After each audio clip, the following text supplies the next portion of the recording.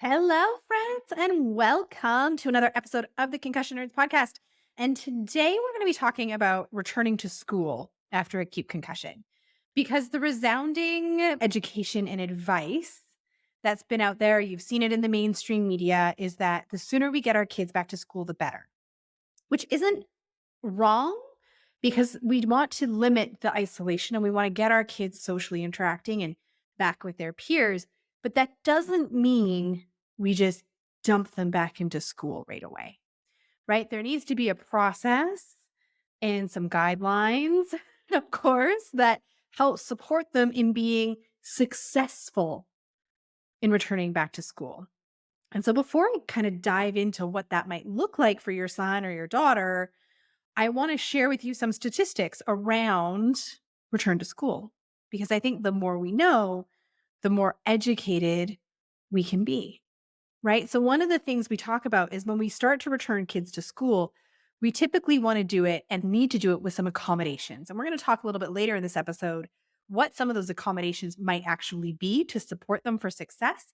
But in a study that looked at 247 kids between the ages of 5 to 18 years old, it was found up to 73% of those youth and those adolescents required some form of accommodation to be able to be back in the classroom. Okay.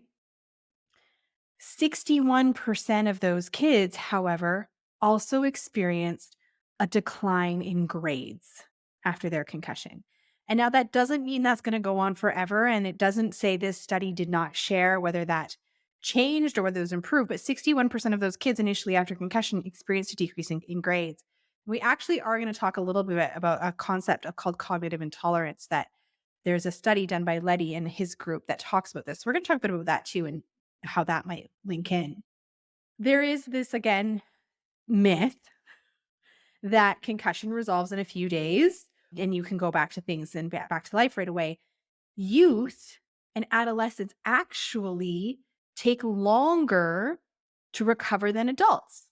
That's a normal finding in the concussion space. So typically we say kids can take up to a month to recover from their concussion. And this study, again, looking at these 247 individuals, 73% of those kids took longer than 4 weeks to recover. The average amount of time for that recovery was to return to full-time school without accommodation was 35 days, right? Which means there were some kids that were able to get back to full school without accommodation before that time frame. And there were some kids that took longer than 35 days to not need accommodations. But on average, it was going to take about 35 days for kids to return back to school full-time without support and accommodations. Okay. There was another study, look at all these stats coming out today, that found that the severity of the concussion symptoms was associated with additional school-related problems and therefore worse academic effects, again, in that age group 5 to 18. 45% of students returned to school too soon and experienced an exacerbation of symptoms. And so this is the piece that matters, because what we don't want to do is send our kids back to school, flare their symptoms, exacerbate their symptoms, and continue to exacerbate their symptoms. Because if we continue to exacerbate symptoms, that's actually going to have the opposite effect that we're trying to achieve. And that's going to set them back in their recovery. And we don't want that either. So in this same study, 45% of students returned to school too soon and experienced an exacerbation of symptoms. Okay. So when we're looking at returning our kids to school, we need to look at a few different things. We need to look at how do we return them? At what frequency do we return them to school? What order of classes do we return them to school? Who do we need to communicate with to make sure our children are supported in the school system so that they're having success, right? When we're navigating this window of time, the goal is to have the most appropriate treatment plan and utilizing the most beneficial accommodations for reintegration for success to support them in their recovery as quickly and successfully as possible. So Some of the professions that return to school is very much their kind of cup of tea and where they thrive are speech language pathologists and occupational therapists. This is what they kick royal butt at, for lack of a better term. And there are definitely clinicians and SLPs and OTs that is the piece that they love to support in. Because when we're looking at a return to school, okay, so I'm in Canada, so I'm going to say particularly those that are in junior high and high school. So here that's grades 8 to 12. Ultimately, what I'm saying is when you're not sitting in the same classroom for all your classes. This is like my American friends listening to this. You guys talk about like freshman and sophomore and junior, and I have no idea what that means at all. And it's been explained to me, and I never remember because it's just not how our school systems operate here in Canada.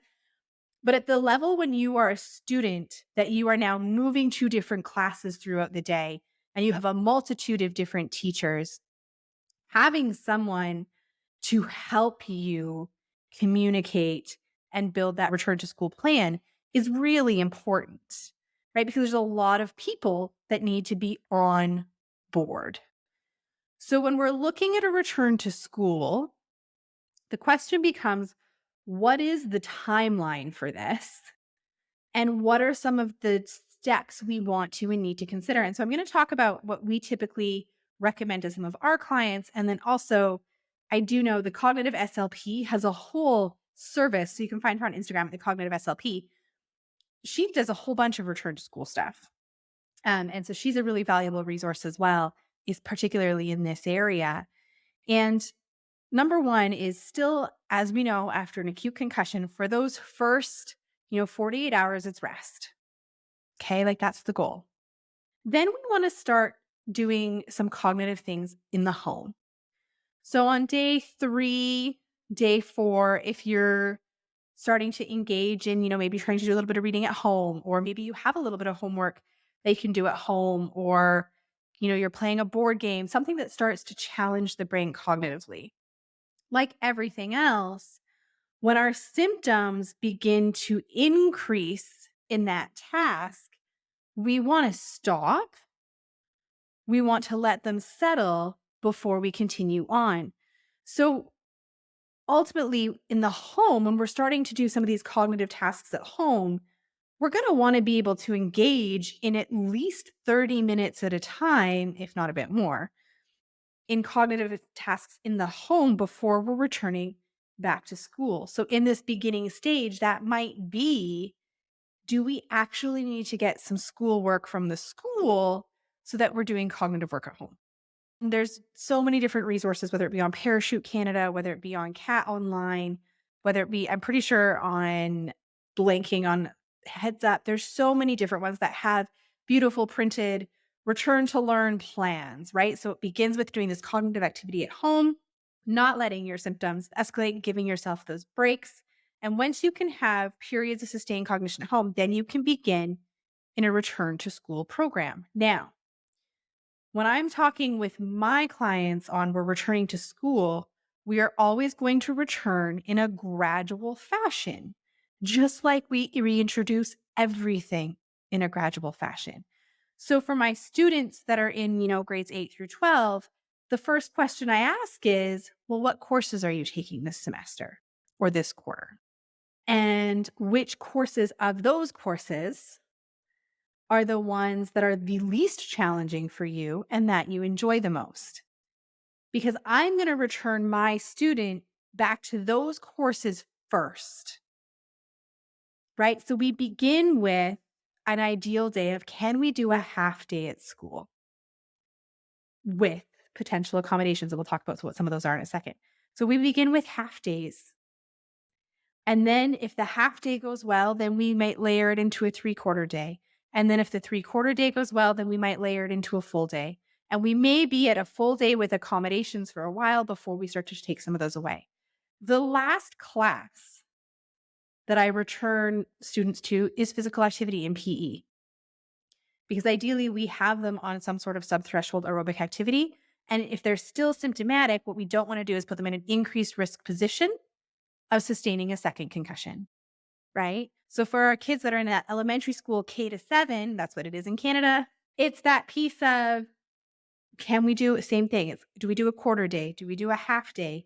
Do we do a full day? And in the beginning, it's no PE or modified activity during PE. And in all honesty, for a lot of those kids, it's a different activity inside at recess as well.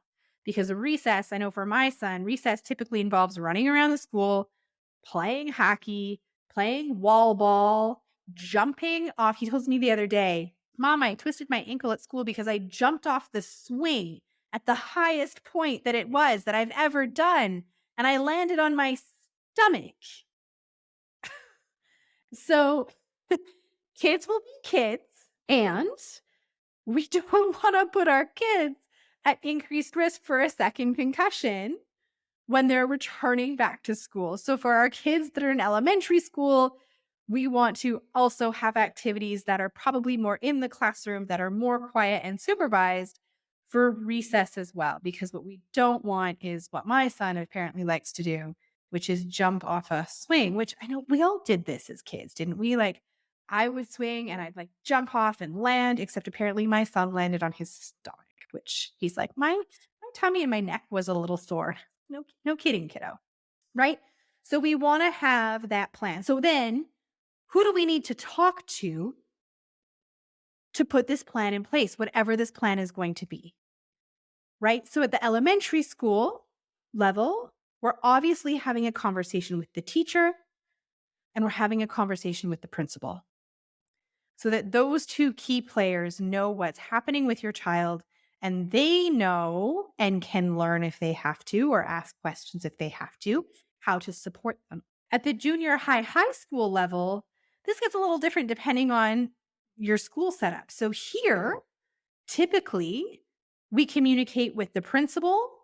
And if there's a counselor or like a guidance counselor or someone who has more of a support role with kids in the high school level, we'll communicate with that person and then each of the individual teachers. And in truth, as a clinician, that communication is usually a letter written and then given to the parents to distribute to who needs to be distributed in the school system. And then for myself personally, I'll always say that if anyone needs to have a conversation with me, please just let me know and I will find time to arrange a phone call because I want this return to school to be as effective and supported and a positive experience as possible. Okay. So again, it's understanding when we're going to return to school, we need to have success with doing cognitive activity at home first. Then we're going to slowly introduce it with quarter days or half days, working up towards full days, beginning with classes and activities that the student themselves identify with as easier, so less brain power and more enjoyable because then it's going to be easier to pay attention to, right? There's more joy in being back and all those pieces. Last class to bring back into it is PE and recess. And again, ideally, even with our kids, we have them on some sort of subthreshold exercise activity. Okay. So when we're looking at accommodation, what are we looking at? Like, what are some of the things that we might want to consider for accommodation? So let's actually use this when we're looking at symptoms. Okay. So let's use symptomology as a bit of a guide to support. Knowing that as clinicians, the symptom doesn't necessarily guide our treatment, but let's use some tools to help with management here so that our clients can have success in school. So if they're having headaches, right? If headaches is one of the pieces, what we want to determine as best we can is the headache from, their eye movement and how they're moving their eyes? Is the headache more from the autonomic nervous system, or is the headache potentially a symptom just from the element of cognitive intolerance? And cognitive intolerance is the presentation or of increasing symptoms with sustained cognitive activity. So think of it as exercise intolerance for the brain and cognition. Okay. So someone may be able to do great on a cognitive test in a snapshot of time, but when they're challenged and when they need to do a sustained amount of cognition, they develop increasing symptoms. So consider it's called cognitive intolerance. So are the headaches or are any of the symptoms your child experiencing or our clients are experiencing, is that potentially due to cognitive intolerance? This is where allowing for rest is so important, right? And is there a rest space that they could go that's not in the classroom potentially where it's quieter, right? So is there a counselor's office? Is there a space? Do they just need to be able to go in the hallway for a moment just to like lean against a wall and just get a break, right? So allowing for rest breaks between transitions of subjects or all those pieces. If we're in a high school and there's a lot and it's like a bell system and they're moving from classes, do we need to allow our students to leave class a little bit early to make it to their next class before the overwhelm of what can happen in a high school hallway, right? Same thing, if any of the symptoms of dizziness, of fatigue, those pieces, we need to allow rest breaks. Okay. With fatigue as well, it's then planning out that daily schedule. Which courses, this is where coming back into the courses that are less challenging on the brain would be a beginning step, and building up to those courses that are more challenging. Okay. What about if there's light sensitivity, right? Fluorescent lights in a lot of the schools. Can we allow our student to wear their ball cap in the classroom to filter out some of the overhead light? Can they wear a pair of sunglasses if they need to periodically throughout as well? Right? So if we're having light sensitivity, that would be an accommodation. If they're having difficulty, so if the issue is more with attention and focus, positionally, where might they be placed in the classroom? Is it easier for that person to be at the front of the classroom so they have a direct line of view to their teacher, so they're not being distracted by a bunch of other people and noises and sounds in their periphery, right? Or is there the opportunity to be broken out into a smaller group for the lesson as opposed to being in a full classroom? Right? Is memory an issue? Are they forgetting things? So are we utilizing things like planners? Can we write things down? Are things written on a chalkboard? That piece of things, right? If we're slower to process information, then this is where we would respect and want increased time for schoolwork. At the same point, when we're in this accommodation period, we don't want to be having testing. We don't want increased homework in the home, right? We don't test at this point. There's no exams. But for the workload in the classroom, can we have extra time to work on it? Okay. These are some of the accommodations that we can utilize for support for success. And the biggest thing I think too is truly keeping this open line of communication between yourself and your child and the teacher and your child to ask them how they're doing, right? They probably, for a lot of kids, school is fun because they like being with their friends and they like being able to do all these things. And so having that open line of communication of how are you feeling, dude? We call my son dude. How are you feeling? Like, how was your day? And keeping that open line of communication with them on what's going well, what was really hard that day, what was a success from that day, and having these conversations. And then as things continue to improve for them, you can start to pull accommodations back. But when we go look at that previous study, right, and we look at it was between the ages of 5 and 18 that for the average child, for the mean number of days to be back to full-time school with no accommodation was 35 days after the concussion. So what I want you to also take from that is if your child is still having issues at that 2-week mark, please, yes, connect with a provider to have support and make sure that there's proper rehab in place, but please don't panic. And please don't feel like you need to rush taking away the supports and accommodations. keep them in place, truthfully, as long as necessary to continue to have success in their recovery? This is always the tricky question.